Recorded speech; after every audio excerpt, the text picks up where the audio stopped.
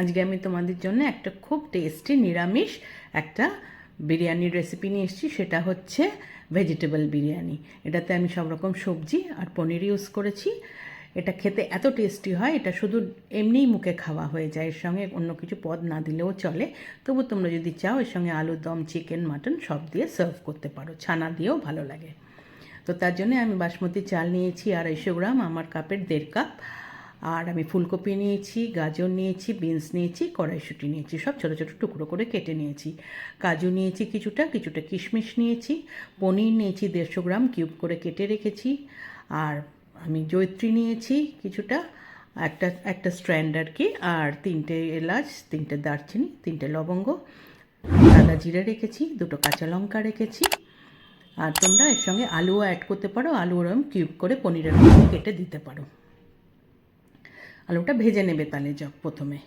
তাহলে এবার শুরু করা যাক। প্রথমে আগে সব সবজি পনির সব ভেজে নেব। কড়াইতে একটা বড় চামচের 1 চামচ সাদা তেল দিয়ে তাতে কিছুটা 1 চামচ মতো ঘি দিলাম।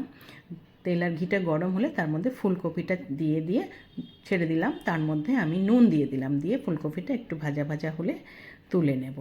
এরম ভাজতে হবে, কারণ মোটামুটি এতেই কিন্তু বেশ ফুলকপি নরম হয়ে গেছে, মোটামুটি নুন ঢুকে গেছে, সেদ্ধ হয়ে গেছে।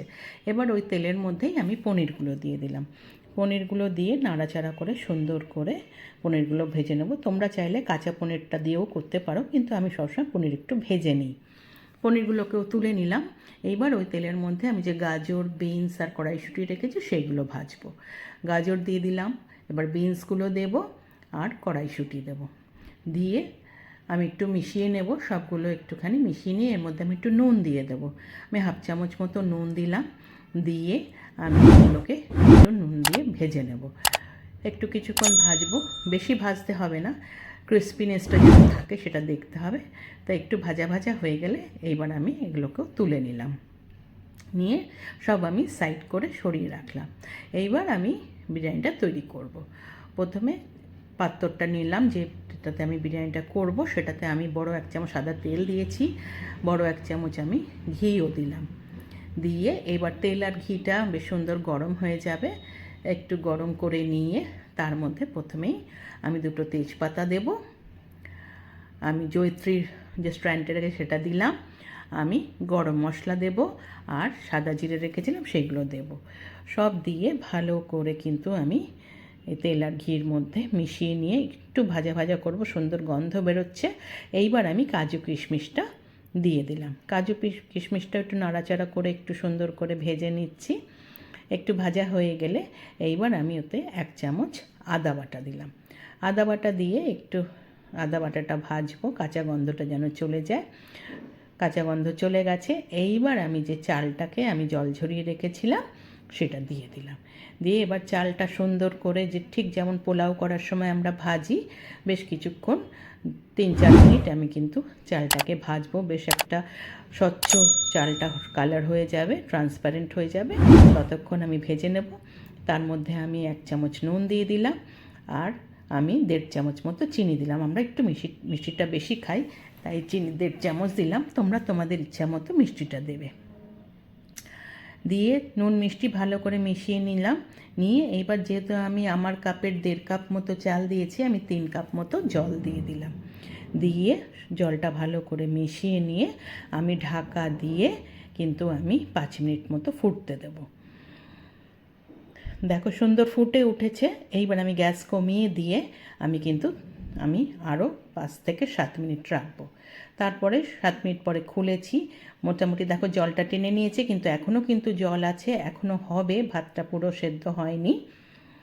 এইবার আমি যে ভাজা করে রেখেছিলাম সবজিগুলো আর পনিরগুলো, সেইগুলোকে আমি মিশিয়ে দিলাম। দিয়ে সমস্ত কিছু সুন্দরভাবে উল্টে পাল্টে চালের সঙ্গে আমি কিন্তু ভালো করে মিশিয়ে নিচ্ছি।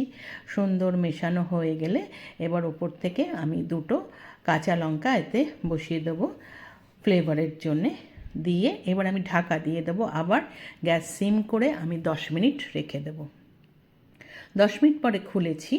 আবার আমি উপর থেকে ঘি ছড়িয়ে দিলাম। আমার ভাত কিন্তু সেদ্ধ হয়ে গেছে, আমার মোটামুটি রান্না হয়ে গেছে। আর আমি বিরিয়ানি যে মশলাটা সেটা 1 চামচ, আর তার সঙ্গে একটু গরম মশলা 1 চামচ মিলিয়ে সেটাকে ছড়িয়ে দিয়েছি। আর এদিকে কেওড়ার জল আর গোলাপ জল 1 চামচ করে নিয়ে মিলিয়ে আমি ওপর থেকে ছড়িয়ে দিলাম। দিয়ে সব মিশিয়ে নিয়ে এবার গ্যাস বন্ধ করে দিয়ে ঢাকা দিয়ে 10 মিনিট আমি রেখে দিয়েছি। 10 মিনিট পরে খুলেছি, আমার একদম দেখো ঝুড়ো, কোনো কোথাও ডালা হয়নি, সুন্দরভাবে ঝুড়ো ভাত তৈরি হয়েছে। দারুণ বিরিয়ানিটার গন্ধ বেরোচ্ছে। বিরিয়ানি একদম রেডি টু সার্ভ। আমি একটা সার্ভিং প্লেটে সার্ভ করে দিয়েছি। এটা এমনি খেতেই অপূর্ব সুন্দর লাগে। তোমরা কিন্তু যে কোনো পদের সাথে এটা সার্ভ করতে পারো, নিরামিষ বা আমিষ। রান্নাটা যদি তোমাদের ভালো লেগে থাকে এটা লাইক করো, কমেন্ট করো, শেয়ার করো। যারা এখনও আমার চ্যানেলটা সাবস্ক্রাইব করোনি প্লিজ সাবস্ক্রাইব করে দিও। পাশে থাকা বেল আইকনটা প্রেস করবে, তাহলে আমার তৈরি সমস্ত রান্নার রেসিপি তোমাদের সামনে চলে আসবে। আবার নতুন রান্না নিয়ে আসবো, এরকম সহজভাবে আরও নতুন নতুন রান্না তোমাদের কাছে নিয়ে আসবো। এই সহজ বিরিয়ানিটা কেমন লাগলো জানিও। আজকে তাহলে চলি, টাটা।